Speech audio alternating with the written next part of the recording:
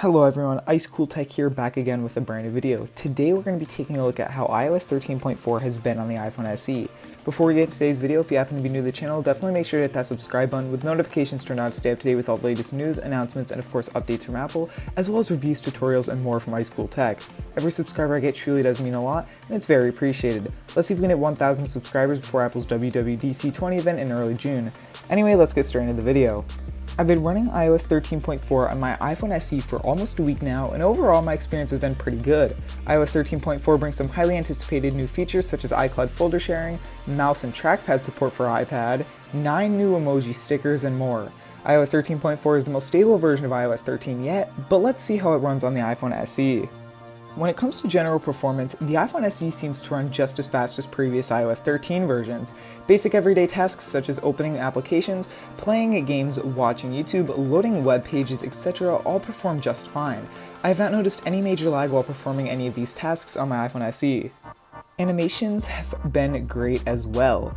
Animations are extremely smooth on the iPhone SE with iOS 13.4. I have noticed no stuttering or choppiness in animations throughout the OS. Animations such as swiping up to access the control center, swiping down to access the notification center, haptic touching, swiping between pages on the home screen, and scrolling through web pages are all buttery smooth. I have no complaints when it comes to system animations. Before we get into battery life, I would like to mention that my iPhone SE is running off of a maximum battery capacity of 92% and has had a restart. However, I have manually disabled performance throttling in settings, meaning that Apple is not reducing performance to maintain battery life and prevent restarts. Battery life has been good for the most part on iOS 13.4. You can definitely pull off a full day of light use while running iOS 13.4.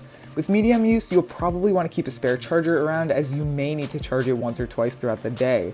This leaves us with heavy use. If you are a heavy user, you'll definitely want to keep a spare charger with you, as you will most likely need to charge the phone multiple times throughout the day. As for standby time, I have noticed a drain of about 10 to 15% overnight. Now this is pretty significant, but not as bad as the iPhone 7's 20% drain. If you have not seen my iPhone 7 full review on iOS 13.4, you can view it in the iCard right here or by using the link in the description below. iOS 13.4 may be the most stable version of iOS 13 yet, but that does not mean it's bug-free. In iOS 13.4, the Settings app will crash when trying to access Bluetooth settings from the Quick Actions menu for most users. A new security vulnerability was also discovered when using a VPN that prevents data from being secured. Users have also reported third-party keyboard issues in iPadOS, the inability to search with a plus sign in Safari, Bluetooth connectivity issues, missing cellular networks when using dual SIM, and assistive touch issues. Some of these bugs can really affect certain users. If you use a VPN and need your data secured, or you have to use assistive touch for any reason, this update may not be good for you. With that said, should you update? If you're on an earlier version of iOS 13 or you're still running iOS 12 or older, I'd recommend waiting for iOS 13.4.1 when we should expect to see some of these issues fixed.